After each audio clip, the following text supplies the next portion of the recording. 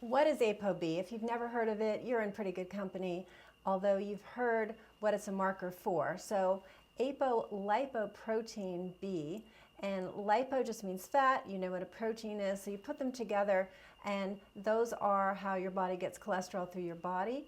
And Apolipoprotein B is specifically a marker for the types of lipoproteins that can cause heart disease or atherosclerosis.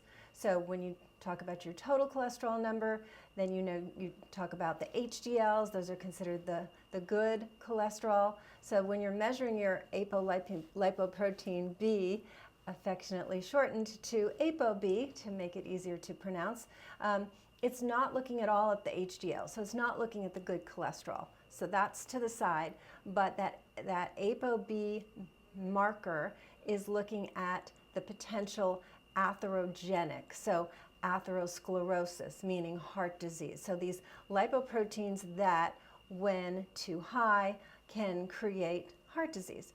And so that marker, the ApoB marker, is something that a lot of doctors don't utilize. And so we've been talking, it went from what's your total cholesterol? And everybody talked about total cholesterol. And I was like, no, that's not good enough. You really have to know the breakdown of the good cholesterol and the bad cholesterol. And so then that's not quite good enough because you need to know in the bad cholesterol, there's LDLs and then there's VLDL. So low density, these lipoproteins, and very low density. And then it was that's not good enough because in the bad cholesterol, the LDLs and VLDLs, sometimes you can have fluffier particles, which are more innocuous, and then you can have dense particles, and those are the ones that start building up plaque. And so we've had this metamorphosis in understanding heart disease and atherosclerosis, and the latest evolution, and I don't mean latest like this happened yesterday, this is several years that we've known this, but measuring ApoB in your annual blood panel is not something a lot of doctors are up to snuff on. And so I want to bring this to your attention so the next time you have your physical, you ask your doctor to please add that to your physical so you know where you are for this very important measurement. Because the ApoB, again, is showing these bad cholesterols that can create plaque. But, as I so often say on this channel, that what's good for heart disease is good for obesity, is good for diabetes, is good for basically long life.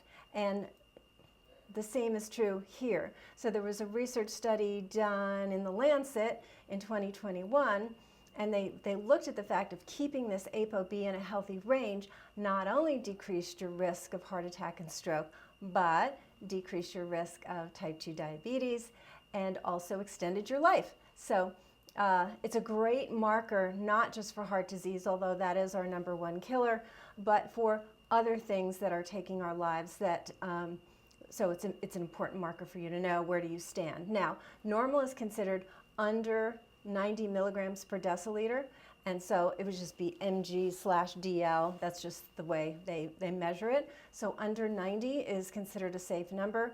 If you are at high risk, if you already have a cardiovascular history, then you want it under 80, so a little bit more stringent if you have that history. So how do you keep it lower? There was a great study, this was done in 2016, where they reviewed 87 studies looking at how to keep this ApoB in good shape so you're lowering your risk of cardiovascular disease, diabetes, overall extending your life. #1 was weight loss if necessary, of course. Now 70% of us are overweight or obese, so 70% of the population falls within this category. And in this study, they lowered the weight by 6 to 12%. Yep, 6 to 12%. And they found that was a good influence on the ApoB. The other thing they did was they reduced saturated fat. So they increased unsaturated fat. So you have monounsaturated fat, you have polyunsaturated fat. In the monounsaturated fat arena, you've got two of my favorite foods, avocado and olive oil. And then in the polyunsaturated, things like chia seeds and flax seeds, walnuts, omega-3 fatty acids, so what's found in fish oil as well as in algae. So that's a plant base of the omega-3. So those types of fats, so lowering the saturated fat found in fatty meats and butter, and increasing the unsaturated fat, both monounsaturated and polyunsaturated, those foods, shifting more to that was also lowering this very important marker of ApoB. The next factor they looked at was increasing your soluble fiber, because soluble fiber likes to glom onto the bad cholesterol and pull it out of the body. And so some foods that are high in soluble fiber are apples, eggplants, okra, oats, barley, if you're not avoiding gluten. What did I forget? Oh, psyllium, and berries. Yeah, berries and eggplant, also some of my favorite foods. So these are high in soluble fiber, and they're going to also reduce the ApoB. So those were the 3 strong factors they found when they evaluated these 85 different studies. Also, and also mentioned was phytosterols. Those are found in nuts and seeds. Also, soy protein as a benefit to lowering ApoB. And then high fructose, on the other hand, was found to increase ApoB, and and trans fat. So we have so much less trans fat, thankfully, in our food now, because it's been outlawed. So you don't see too much trans fat other than a little bit in certain meats. So that's less of a problem in our society, fortunately. But that's something to avoid. The high fructose sweeteners were mostly the colas and those types of foods that we know are not good for us. So no big surprise that they're not good for the cholesterol marker either. And then in a nutshell, they looked at, okay, what's the best dietary pattern if we were going to be able to put a name on it. And of course, as is so often the case, the Mediterranean diet won. It's inherently high in the soluble fiber. It's high in the monounsaturated fats.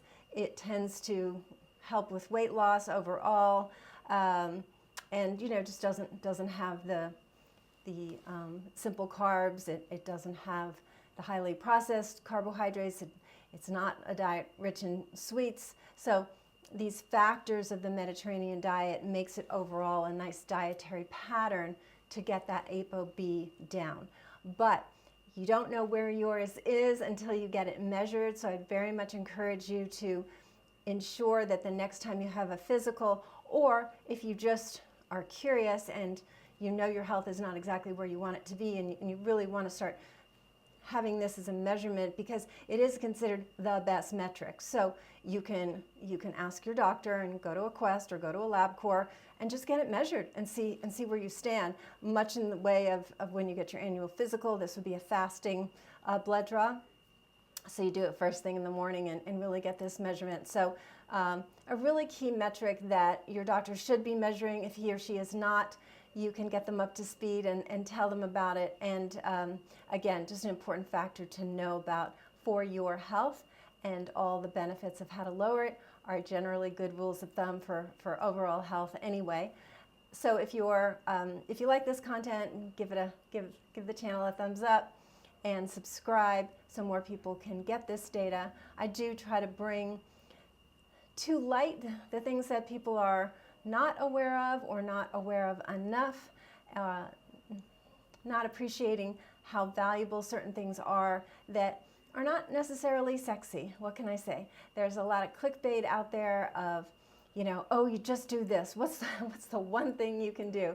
And it's never it's not even really. It's never about a single thing that you can do. It's a combination of things that need to be done for these bodies to attain optimal health. And there's not a perfect diet for anybody. We're all a little bit different, but there are common truths, and that's what I focus on.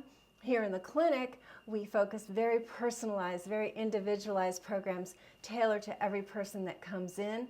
But on the channel, I like to talk about general truths and facts that we know based on good, strong science that are not clickbaity, are not like the latest thing, or do this for fat loss, but overall, like, what do these bodies need to really retain and maintain the best health? And that's what we're about here at Root Cause.